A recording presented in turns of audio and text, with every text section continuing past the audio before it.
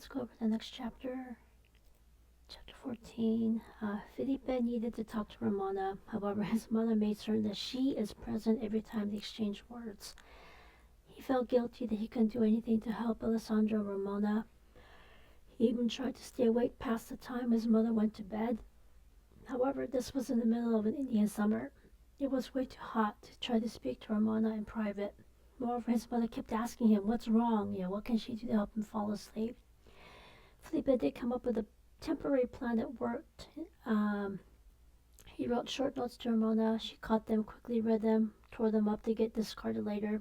She too wrote short notes. He caught them and read them. He apologized for not being useful to her and Alessandro. She replied back saying she understands that he did his best, but he couldn't sway his mother to their side. 4 days after Alessandro left, he did not return to the rancho. Ramona looked old from lack of sleep and wondering why he didn't keep his promise to return. 8 days later, Ramona couldn't keep quiet. She asked Felipe what could be holding Alessandro. Senora overheard the last word and told Ramona she can talk with Felipe in her presence. When Ramona walked away, Senora talked with Felipe. Senora was worried about Ramona's condition. She asked Felipe what she should do to fix this. Felipe admitted that he can't just go to Temecula to ask him to return to the rancho. However, he admitted that Ramona's condition is also scaring him as well. Senora suggested sending a messenger to find out what's keeping Alessandro. Later that day, Felipe did talk with Ramona about this possibility. Ramona thanked Felipe for making the suggestion. However, she felt that if Alessandro is dead, then the message will make it look like she's no longer interested in marrying him. She never spoke about Alessandro. A week passed. Ramona finished her embroidery and was ready to hand-deliver it to Father Salviadero, since she knew Senora won't accept it. Ramona also thought about where else she could live. Samuel Batista took care of orphans like her. She decided to go once she's stronger. Her feet shook as she walked. When she thought that she was ready to go for the trip, she didn't have the strength to walk, so she spent the next day under bed. Senora offered her a strong broth and medicine. Margarita brought the broth and medicine. Margarita apologized to Ramona for getting her into this mess.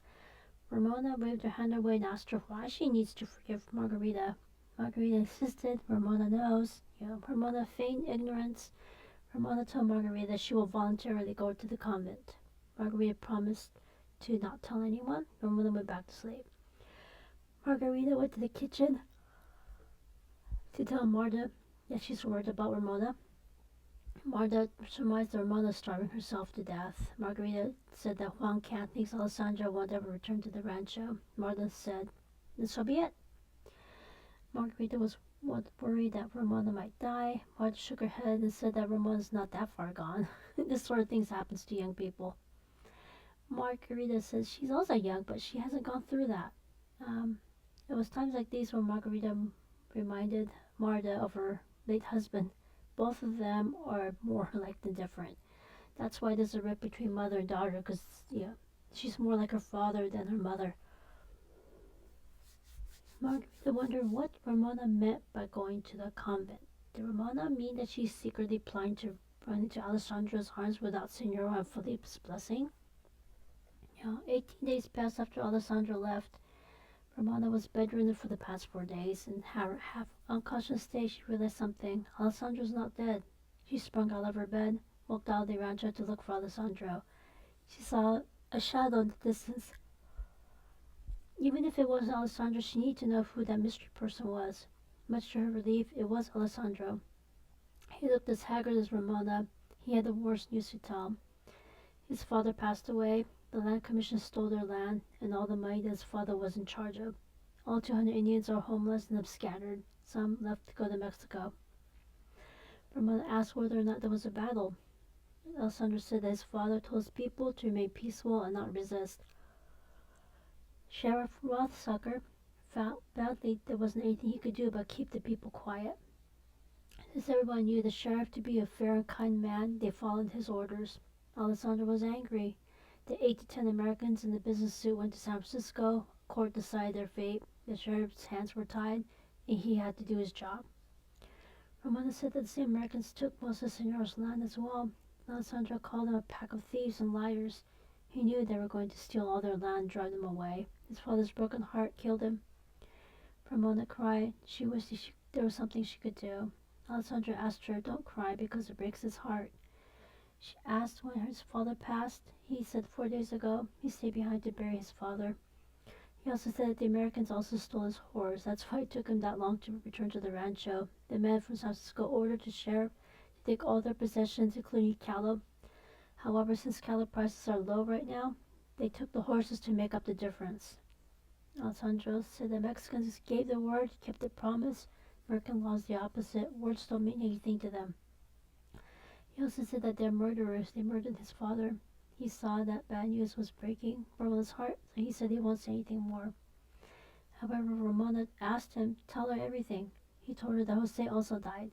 His widow Carmena and the newborn moved to Pachanga. Pachanga is not claimed by anyone. It's about 3 miles from Temecula. He told the others to go there. The problem with Pachanga is that there isn't any water. There's only one spring, so they're drinking water from it. Their baby died a few days later. Jose is buried in Temecula. He called her Señorita. She asked him why he doesn't call her Ramona. He said that he knew she's half Indian. He was going to introduce her to his people as Mahel. He also said that Juan Cam was the person who told him that she's half Indian. Her father was a friend of Senor Ortega. She asked him to take her with him. She would rather die than to be separated from him. Okay, so now we know why Alessandro took 14 extra days to return back to the rancho.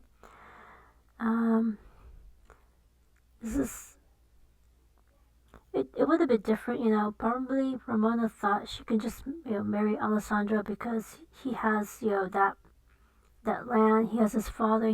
They have the land. His father's in charge of the money. But now that everything is gone, yeah, she still wants to be with him. So in a couple of days, I will continue this story. And yeah, questions, comments, constructive criticisms, asking for clarification, let me know. And I shall see you next time. Take care.